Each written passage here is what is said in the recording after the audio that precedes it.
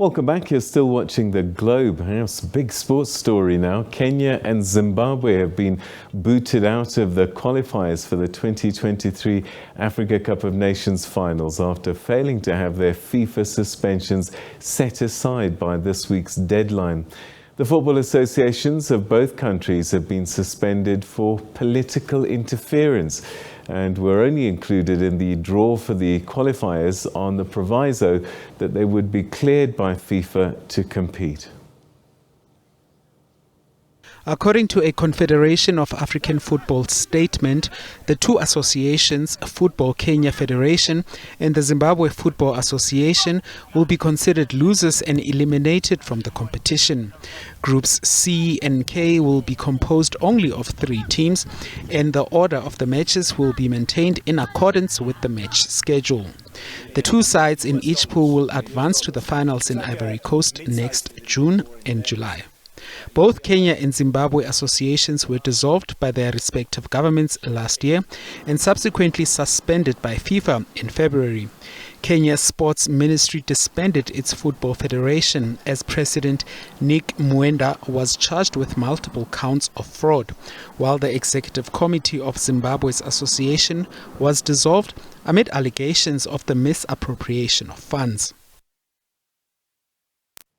All right, to help us unpack this situation, we're now joined by Robson Sharuko, who's the editor of H Metro newspaper in Zimbabwe. Robson, good to talk to you again. Thanks so much indeed for joining us. Thanks, my brother. How are you doing? Yeah, not too bad. Now, we spoke not so long ago about Zimbabwe's situation. It always looked like Kenya and Zimbabwe were going to be in trouble and that they weren't going to get cleared in time for these qualifiers.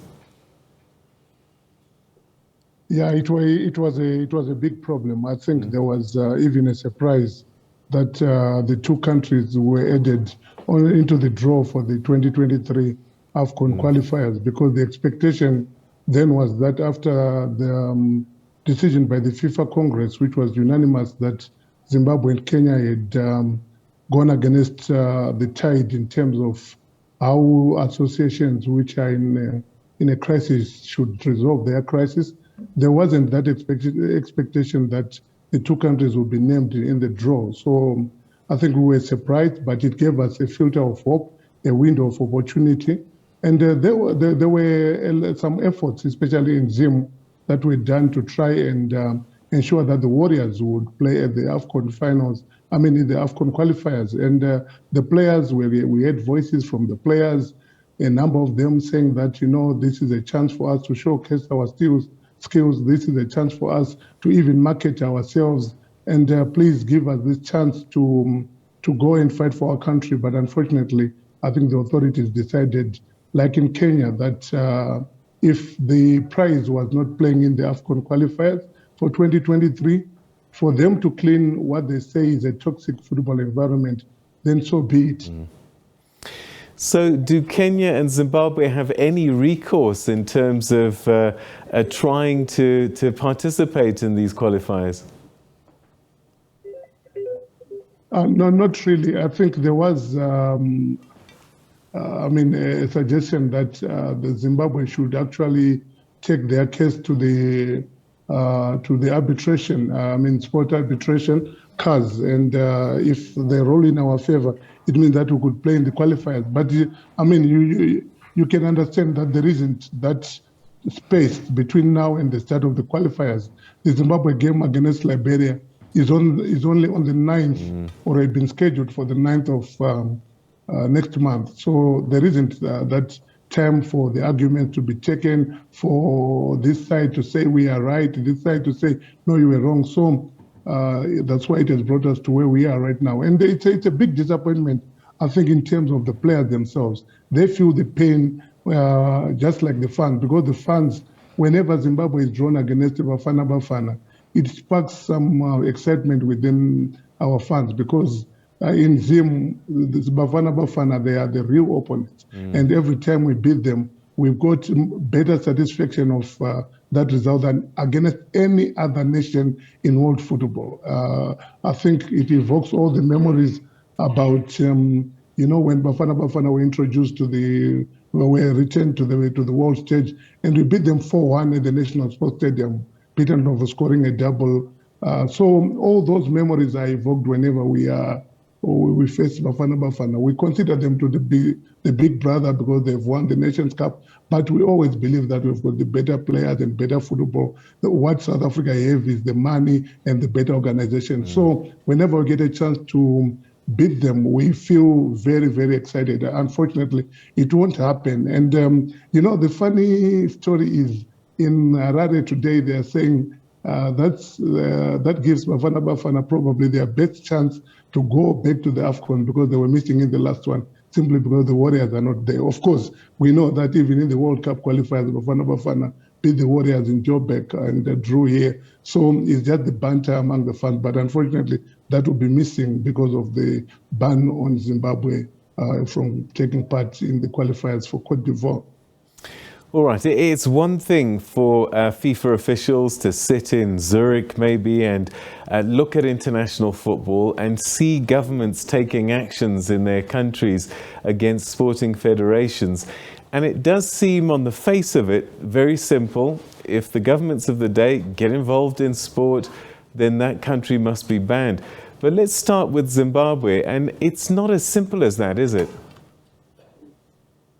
No, it's not as simple as that. And unfortunately, when you look at it, you find that there is always this issue that, it's about like an animal farm setup when it comes to international football. Because right now, if you look at all the punishment that the Russian teams have been getting, Russian national team barred from competing at the next World Cup. And all these things, when you link them, they are linked to the government, they are linked to politics. So it's okay to look at it that other way. And I'll give an example of Chelsea Football Club. I mean, the government is saying that the ownership of Chelsea Football Club is not in the interest of our politics. So Roman Abramovich should step aside. That's government interference. But because it suits certain agendas or it suits certain persuasions, you find FIFA don't then suggest that it's interference. But when it comes to, I think that there is a soft touch in Africa. That's why you find that among all the nations in the world, the most number of the caretaker committees that are put in place by FIFA to manage the affairs of associations which they believe have gone rogue are all in Africa. I mean, Cote d'Ivoire, they've been under a caretaker committee for so long. Egypt, the record African Cup of Nations winners, have had all this caretaker committee supervision. So it then speaks to the real story that there is a lot of maladministration when it comes to football associations in Africa, and they seemingly get a free pass from FIFA because they say, this clique of individuals are protected by us. You cannot go into their affairs and try and rectify the things that they are doing, which you might feel it's wrong. Because once you do that, then as FIFA will then come in with this cocktail of sanctions and will ban you, will whip you into line. But I'll tell you, if a major European power, which then has got the interest that FIFA wants in terms of the marketing rights, in terms of its football being a brand around the world, where sponsors will then come in, does exactly the same thing that you see in Africa being done in terms of the intervention to try and sort out their football association or football federations. It won't get the same response. But I mean, I think in terms of FIFA, who's Zimbabwe? They're just a small country that has never qualified for the World Cup. Who's Kenya? They're just a small East African country. They've never qualified for the World Cup. They've never won the Nations Cup. So we can use them examples so that we instill fear, we strike fear into the hearts of those who want to come into football and say, we want to correct this thing. Because between you and me, we know that the football federations in Africa, they are not the best examples of how best to run public enterprises.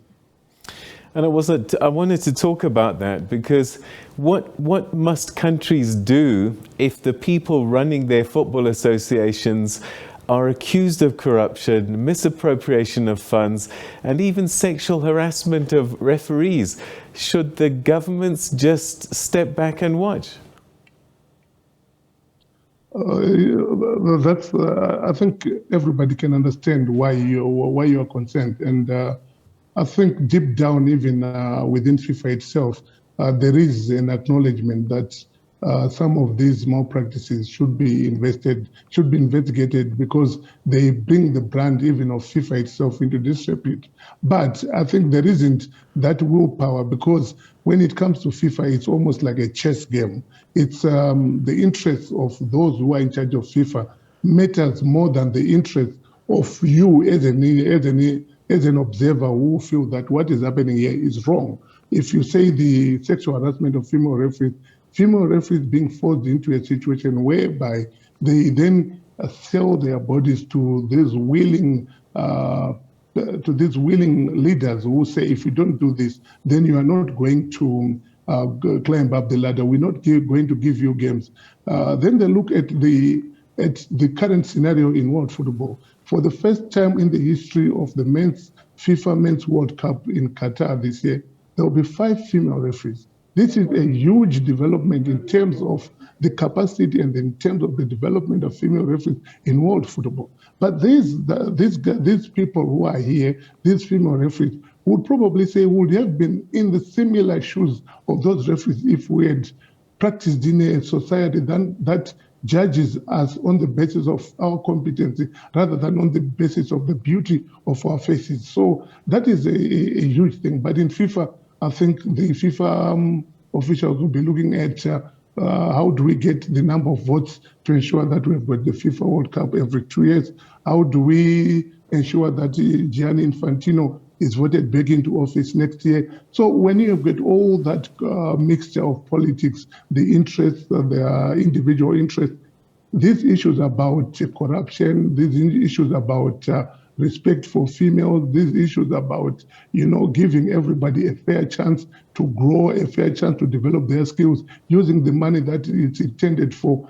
I mean, they are swept under the carpet. Nobody can understand that the Zimbabwe women's football team, we call them the Mighty Warriors because we believe that they are quite mighty. Only 6 years ago, at the 2016 Olympic Games in Rio, there were just 2 national teams, 2 African national teams there. One of them was Banyana. The other team was the Mighty Warriors. Right now, 6 years down the line, the Mighty Warriors are struggling to win a COSAFA Cup game. They are barely able to win a COSAFA Cup game simply because within those 6 years, their interest has not been taken care of. They were given, I think, watches, they were given whatever, things that they were supposed to get for playing at the Olympics, for flying our flag there. Most of those things were taken by their football officials. So you can see exactly why some people believe that by missing the next AFCON finals, to get our house in order, we need then to take the bitter pill so that there is the short-term shock for what they say is the long-term gain. It's not easy, but I think that it sends a message that you cannot then just occupy a national football post and believe that you are immune to criticism, immune to inquiry, immune to everything, because FIFA will come in and then hit the entire football fraternity with their wooden stick. Sharuko, thank you very much indeed. We're going to leave it there. Tatenda Shukuru. That's Robson Sharuko, who's a veteran sports journalist in Zimbabwe, best known for Sharuko on Saturday, which he wrote for many, many years, and giving us some insightful thoughts about the situation Zimbabwe and Kenya find themselves in, not being able to participate in the next CAF qualifiers. All right, that's where we're going to leave that for the time being. Stay with us because the Globe continues in a few moments' time. The second